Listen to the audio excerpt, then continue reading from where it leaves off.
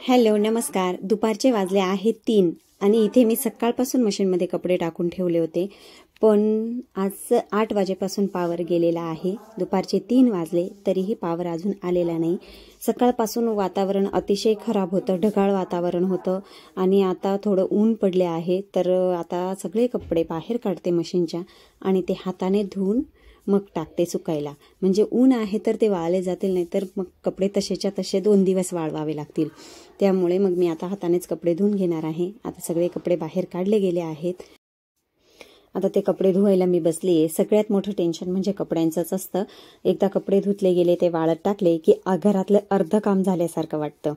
तर आता ऊन छान पडलेलं आहे, त्याच्यामुळे कपडेही लवकर वाळतील. आज कपडे जरा जास्तच होते, कारण मशीनमध्ये कपडे टाकायचे असले की मला 2 दिवसांनी मशीन लावावं लागतं. 1 दिवसामध्ये मग ते मशीन लावणंही परवडत नाही, कपडे कमी असतात. आता या ठिकाणी माझे सर्व कपडे धुवून पण झालेले आहे, वाळत टाकले गेले आहेत.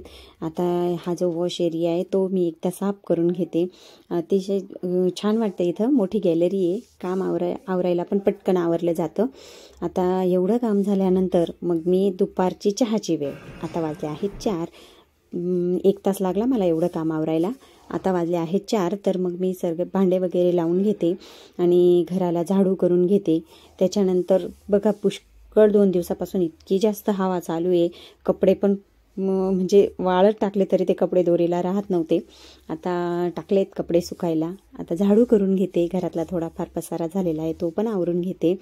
आणि आमचं आता नक्की झालेलं आहे गावाकडे जायचं. अचानकच नक्की केलं, तर त्याच्यामुळे सगळीच धावपळ एकदम होणार आहे. 2 ते 3 तासामध्येच मला सगळं तयारी करायची आहे.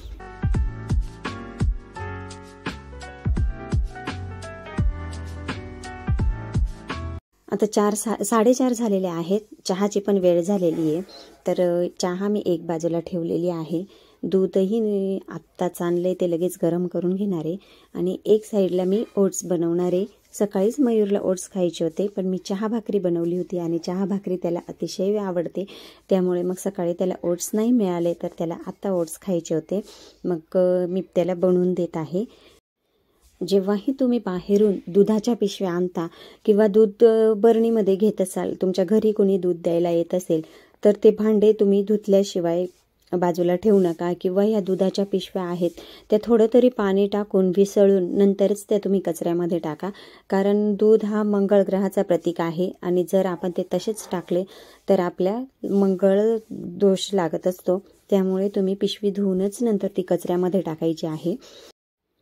इथे आमचे ओट्स पण तयार झाले आहेत आणि चहा पण तयार झाली आहे. इथे गावाला जायची तयारी चालू आहे. म्हणजे ते जे कपडे आम्हाला न्यायचे आहेत त्यांच्या घड्या वगैरे करून आता ते बॅगेमध्ये भरणार आहेत. आणि काही जे थंडीचे कपडे आहेत ते आता बेडमध्ये ठेवले जातील आणि जे गरमीचे कपडे आहेत ते वरती राहतील. मग आता या ठिकाणी मी 2 पार्ट करून घेतलेले आहेत. जे गरम कपडे आहेत, स्वेटर वगैरे, ते साईडला काढले आणि हे जे बाकीचे आहेत ते उष्णता असली, गरमी असली तरी वापरले जातात, ते कपडे मी वरती ठेवणार आहे. त्यानंतर मिस्टरांचे काही कपडे प्रेस करायचे होते. आता बाहेर दिले तरी ते लगेच कोणी प्रेस करून दिले नसते, त्याच्यामुळे 2 शर्ट मी घरीच प्रेस करून घेतले. आता त्यानंतर पूर्ण फ्रीज साफ करायचं. गावाला जायचं असलं म्हणजे 8 दिवस मोडतातच.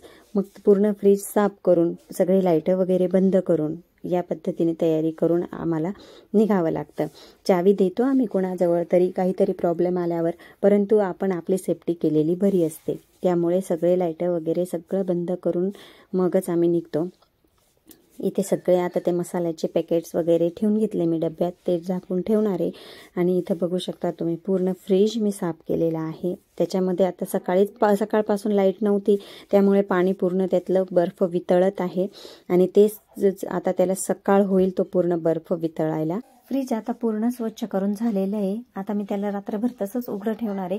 त्याच्यामधला पूर्ण तो बर्फ वितळल्यावर ते पाणी पूर्ण साफ करून मग मी बंद करणार आहे. कारण आम्ही जातो 8 दिवसासाठी. घरातले लाईटं वगैरे सगळं आम्हाला बंद करून जावं लागतं. कधीतरी घरामध्ये एखाद्या वेळेस शॉर्ट सर्किट झालं वगैरे तर ती भीती मनात असते. त्याच्यामुळे बाहेर जाताना आम्ही नेहमी फ्रीजही बंद करून जातो आणि जे मेन स्विच असते आपल्या घरातल्या लाईटची ती पण आम्ही बंद करून जातो. म्हणजे शॉर्ट सर्किट होण्याची काहीच भीती राहत नाही.